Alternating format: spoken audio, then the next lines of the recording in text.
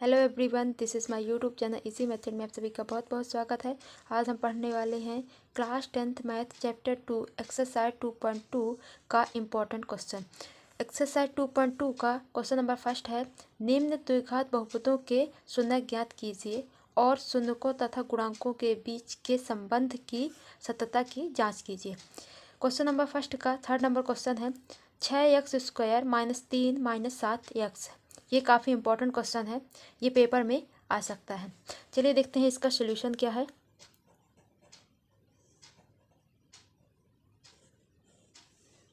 सबसे पहले ये क्वेश्चन सही ढंग से लिख लेते हैं।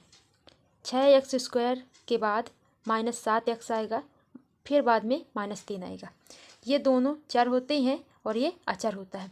6x² - 3 - 7x को इस प्रकार क्यों लिखते हैं? क्योंकि हमको पता है कि द्विघात बहुपद का मानक रूप क्या होता है।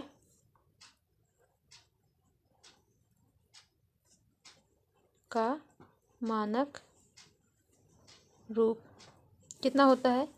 ax² + bx + c होता है। यानी कि पहले स्क्वायर वाला पद आएगा, उसके बाद x वाला पद आता है, फिर उसके बाद अचर पद आता है। इसीलिए हमने इसको इस रूप में लिखा। इसके बाद क्या करते हैं, इस x² के गुणांक का अचर पद से गुणा करा देते हैं। x² का गुणांक क्या रहता है? गुणांक का मतलब होता है x² को छोड़कर जितना उसके गुणा में हो वही उसका गुणांक कहलाता है। यानी कि इस वाले द्विघात बहुपद के मानक रूप में x² का गुणांक क्या है? a है। इसमें कितना हो जाएगा? 6 हो जाएगा। इसका गुणा हम अचर संख्या यानी कि -3 के साथ कराते हैं। करा दीजिए। 6 का 3 के साथ गुणा कराते हैं, कितना आ जाएगा? 18 आ जाएगा। 18 का एलसीएम करते हैं। 18 एक सम संख्या है, सम संख्या को 2 से काटते हैं, तो 2 से जब डिवाइड करेंगे तो कितना आ जाएगा? 9 आ जाएगा। 9 एक विषम संख्या है, 9 हमेशा 3 से कटता है, 3 से काट देते हैं, 3 आ जाएगा। 3 एक का 3 आ जाएगा। ये हो गया। इसके बाद क्या करते हैं, इन 3 नंबर का यूज़ करके हमको ये वाला सवाल सॉल्व करना है। ये 3 नंबर कौन कौन से हैं? 2 × 3 × 3 है। अब इसके बाद चलते हैं क्वेश्चन में।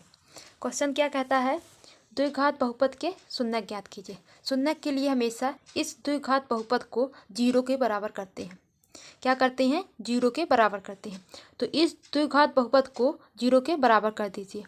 तो 6x² - 7x - 3 = 0। ये किसके लिए है? शून्य के लिए। इधर लिख दीजिए, शून्य के लिए। इतना कर दिए। अब क्या करते हैं, इन 3 नंबर का यूज़ करके आपको इस सवाल को सॉल्व तो करना है, पर इसको और इस नंबर को और बराबर 0 को आपको कुछ नहीं कहना, सेम नीचे उतार देना। उतार दीजिए। 6x² - 3 = 0। अब करना क्या है, केवल इस नंबर भर को चेंज करना है। कैसे चेंज करना है? इन 3 नंबर का यूज़ करके आपको क्या करना है? -7 लाना है।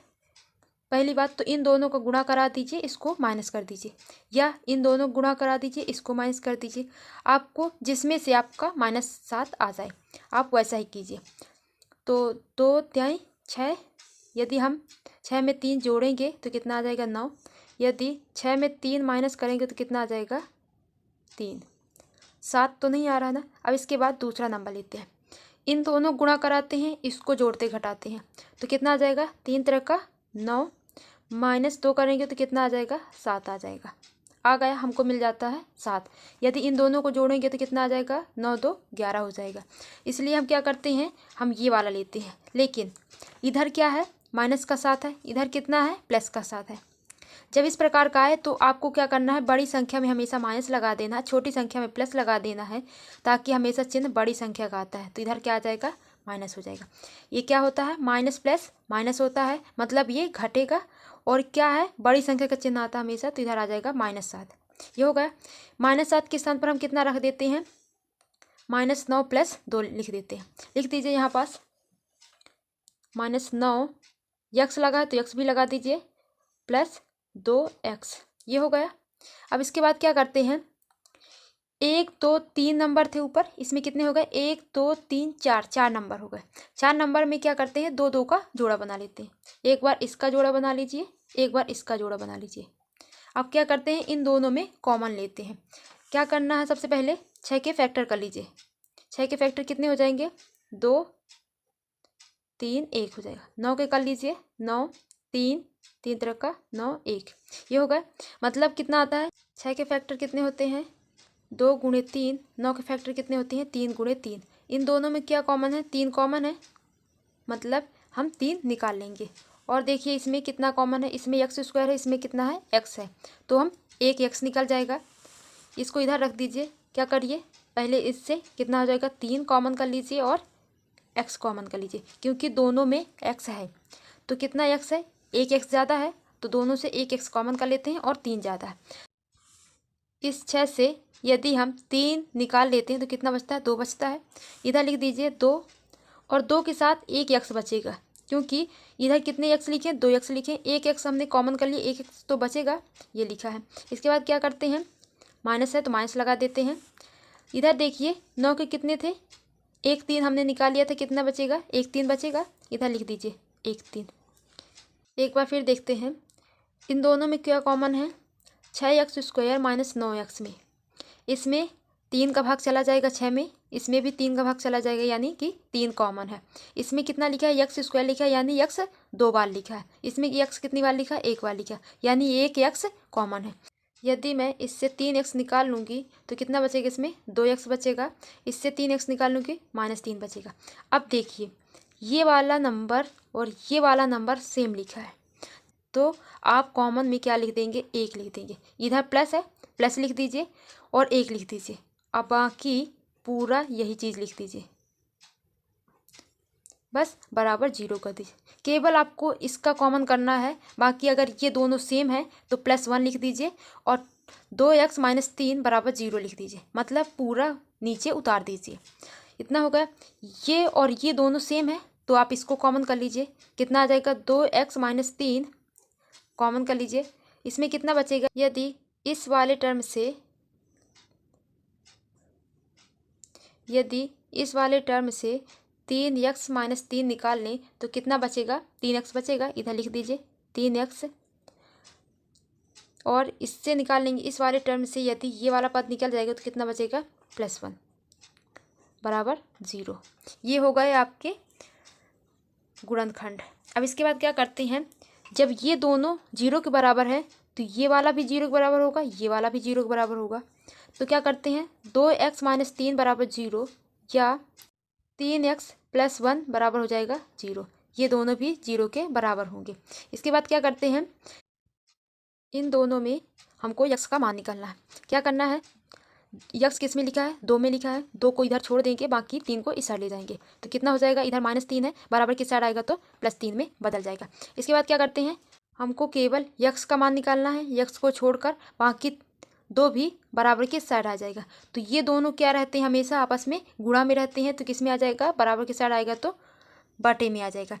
यदि कोई चीज़ बराबर किस साइड गुणा में है तो उस साइड जाएगी तो भाग में चली जाएगी, और माइनस में है तो प्लस में चली जाती है। ये दोनों रूल होते हैं, ये दोनों रूल यहाँ अप्लाई हुए हैं। ये हो गया। इसके बाद क्या करते हैं? या लिखकर इसको सॉल्व करते हैं। इसमें भी हमको x का मान निकालना है। क्या करते हैं? x किस में लिखा है? 3x में लिखा है, 3x पहले लिख देते हैं।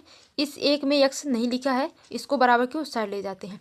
तो क्या करेंगे? जब बराबर के उस साइड ले जाएंगे तो किस में हो जाएगा? ये +1 है, उस साइड जाके -1 में बदल जाएगा। ये दोनों आपस में गुणा में रहते हैं। गुणा वाली संख्या हमेशा बटे में चली जाती है, तो ये आ गई बटे में। कितने मान निकले x के? 1 निकला x का मान 3/2, और 1 निकला x का मान -1/3। इन दोनों को बॉक्स में बंद कर लीजिए।